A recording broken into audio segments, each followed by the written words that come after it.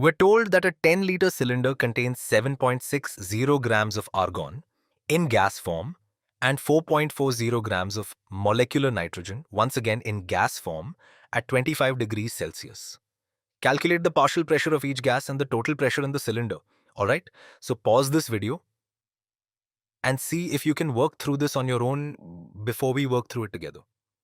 Alright, so you might imagine that the ideal gas law is applicable here.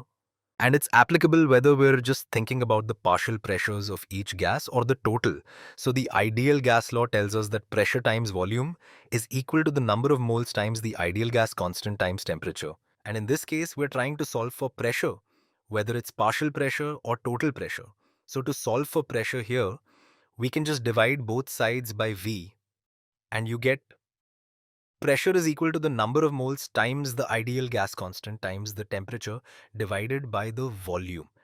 And so we can use this to figure out the partial pressure of each of these gases. So we can say that the partial pressure of argon is going to be equal to the number of moles of argon times the ideal gas constant times the temperature.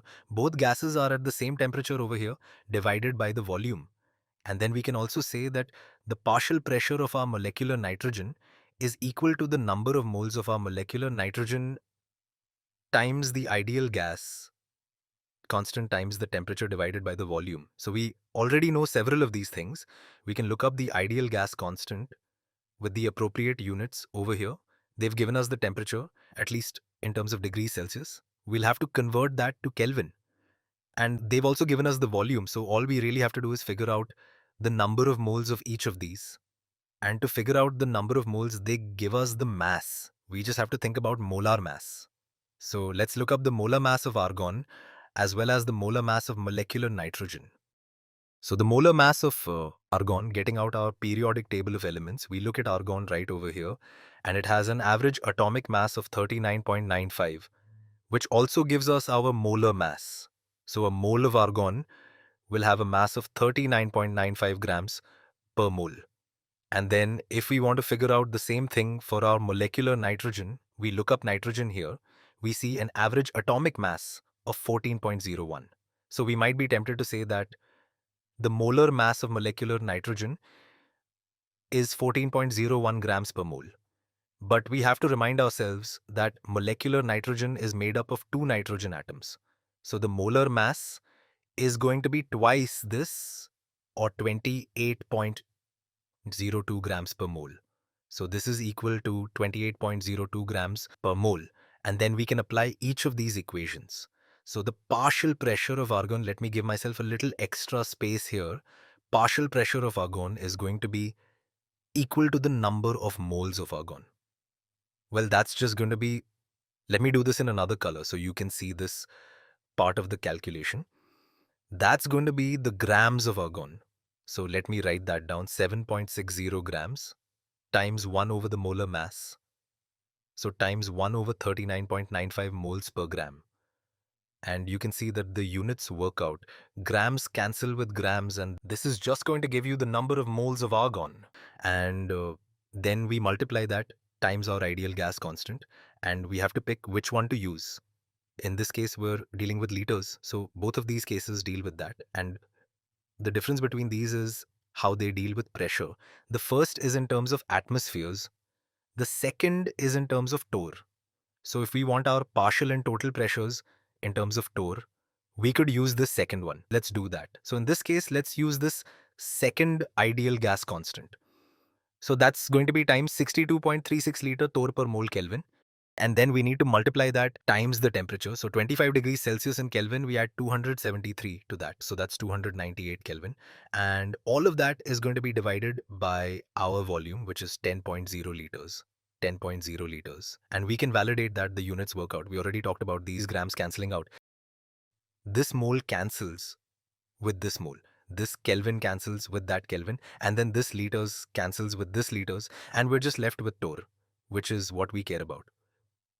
We're thinking about a pressure, in this case, a partial pressure. We have 7.60 divided by 39.95 times 62.3, 6 times 298 divided by 10.0 is equal to this business. And now we just have to think about our significant figures here. So we have 3 here, 4 here, 3 here, and 3 here. So when we're multiplying and dividing, we'll just go to the fewest number of significant figures we have, so it's 3. So we'll want to round to 354 torr. So the partial pressure of argon, 354 torr. And now we can do the same thing for the molecular nitrogen. And let me get myself a little more space here.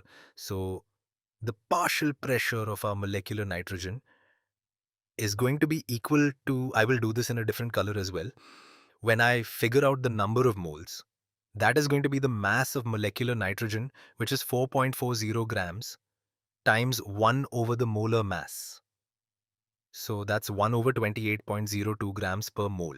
And then that is going to be times our ideal gas constant. So we can really just copy the rest of this right over here, times 62.36 liter torr per mole, Kelvin times 298 Kelvin. All of that is going to be over 10.0 liters. And once again, the units work out. Grams cancel with grams, moles cancel with moles, liters with liters, Kelvin with Kelvin, and we're just left with torr. And this gets us to 4.40 divided by 28.02 times. 62.36 times 298 divided by 10.0 is equal to this. And once again, the lowest significant figures we have here are 3. So we'll round this to 292. So this is equal to 292 torr. And so we've figured out the partial pressure of each of these. And if we want to figure out the total pressure, that's just going to be the sum of the partial pressures. So it's going to be the partial pressure of the argon plus the partial pressure of the molecular nitrogen. And so this is going to be, let's see, I think I can do this in my head, 646 torr. And we are done.